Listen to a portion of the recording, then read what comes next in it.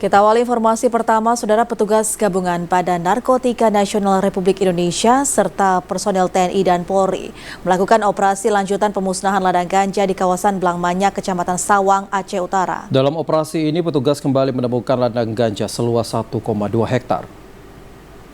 Petugas gabungan Badan Narkotika Nasional bersama TNI dan Polri serta unsur terkait lainnya berjalan kaki menyusuri kawasan perbukitan dalam operasi lanjutan pemusnahan ladang ganja di wilayah Aceh Utara.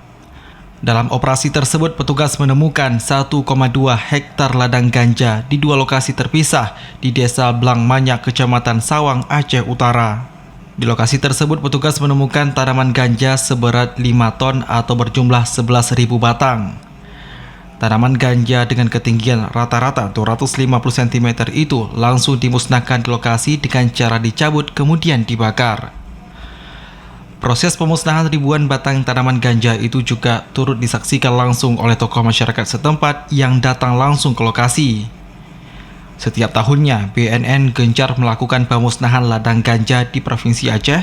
Bahkan dalam sepekan terakhir ini, BNN telah melakukan pemusnahan 2 kali ladang ganja di Kabupaten Aceh Utara. Meski tidak ada tersangka dalam pemusnahan ladang ganja tersebut, namun BNN terus memperlihatkan aksi nyata dalam pemberantasan narkoba di Indonesia sesuai undang-undang yang berlaku.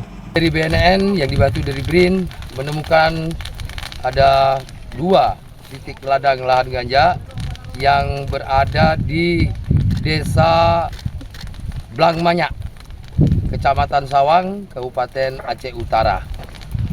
Ada luasannya ini kurang lebih sekitar 1,2 hektar dengan jumlah batang pohon yang kita cabut, kita musnahkan ini ada sekitar 11.000 pohon, berat kotornya kurang lebih sekitar 5 ton.